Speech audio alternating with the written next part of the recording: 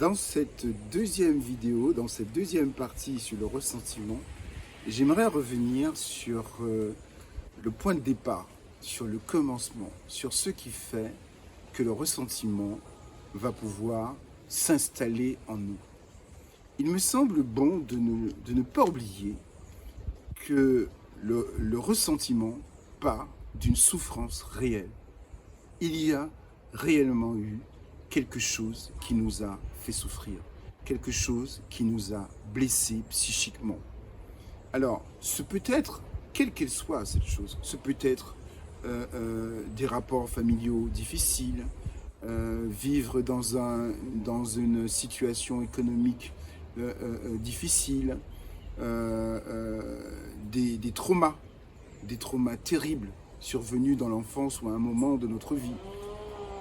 Ce sont des choses qui créent en nous des souffrances psychiques et qui vont provoquer un effort du psychisme pour pouvoir s'en sortir, pour pouvoir éviter, surpasser cette grande souffrance. Mais, et c'est ce que j'ai appris avec Madame Cynthia Fleury, la philosophe et psychanalyste, puisque nous restons toujours dans la philosophie, il se peut aussi, il est possible, tout à fait possible, qu'il ne se soit rien passé. Il est possible que nous soyons dans l'attente de quelque chose et que cette chose ne se produise jamais en fonction de notre attente. Alors cela peut se passer dans les relations amicales, relations amoureuses. Il est fort possible que nous attendions quelque chose de notre partenaire et que cette chose ne soit jamais venue. Et cela a provoqué une souffrance. Et c'est une vraie souffrance. Et cette attente est une attente, ce qu'on appelle une attente déceptive. Nous sommes profondément déçus car ce que nous attendions n'est jamais venu. Cela se passe dans les couples, dans les relations, mais cela se passe aussi dans la collectivité. Quelqu'un peut vous promettre quelque chose et cette chose n'arrive jamais. Un leader politique, par exemple, peut vous promettre quelque chose et cette chose n'arrive jamais et le peuple se demande mais pourquoi il a dit ça? Mais il a dit ça, mais pourquoi ça n'arrive pas en fait, puisqu'il l'a dit?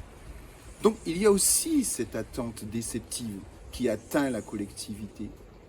Mais la chose, c'est que, par exemple, dans une relation amoureuse, l'attente déceptive, ce que nous attendons et qui ne vient pas, il est aussi possible que l'autre donne, l'ami, le partenaire, ou bien qui que ce soit, donne quelque chose. Et ce don que la personne fait, elle a de la valeur pour elle. Mais comme nous, ce que nous attendons ne vient pas, il se peut fort que ce que l'autre donne, nous le dénigrons. Nous disons au bout d'un temps, ça n'a aucune valeur. C'est pour ça que rester dans le ressentiment nous permet de dire cela. Donc, il peut aussi se trouver qu'il ne se soit rien passé.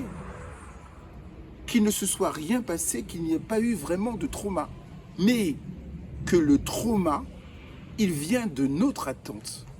Et que cette attente a tellement été déçue que cette déception va enclencher quelque chose en nous. Et chez nous, par exemple, aux Antilles, il y a une chanteuse antillaise qui est décédée, qui s'appelle Edith Lefebvre, et qui, dans une chanson qu'elle a intitulée « Si seulement », traduit très bien, me semble-t-il, cette attente déceptive.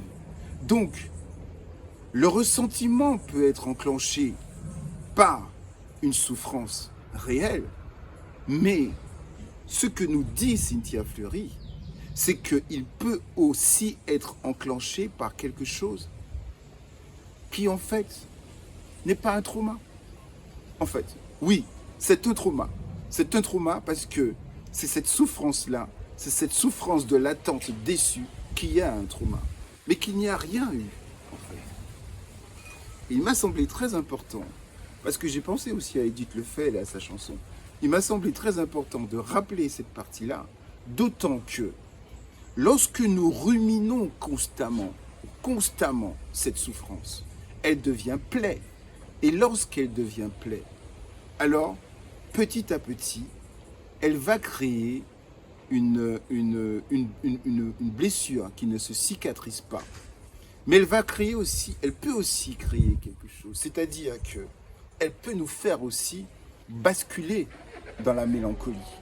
Et pourquoi nous fait-elle basculer dans la mélancolie?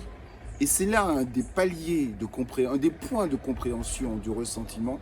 C'est tout simplement parce que elle va nous faire rentrer dans une situation dans laquelle nous considérons que nous sommes impuissants. Donc, l'un des points importants, c'est que avec la blessure, survient aussi le sentiment d'impuissance. Nous nous sentons impuissants à sortir de la situation dans laquelle nous sommes. Et que va entraîner ce sentiment d'impuissance? C'est ce que nous verrons dans la troisième vidéo. Je dois vous dire, dans la troisième partie, je dois vous dire que pour réaliser ce cycle de vidéos, j'ai lu L'homme du ressentiment de Max Scheler. J'ai aussi lu La psychologie de masse du fascisme de Wilhelm Reich. Et j'ai beaucoup regardé les vidéos de Cynthia Fleury et j'ai beaucoup lu les livres de Cynthia Fleury, particulièrement Sigil la mer. À très bientôt donc, vos likes sont appréciés et à bientôt pour la troisième partie sur le ressentiment. À bientôt et n'oubliez pas de vous abonner si la chaîne vous intéresse.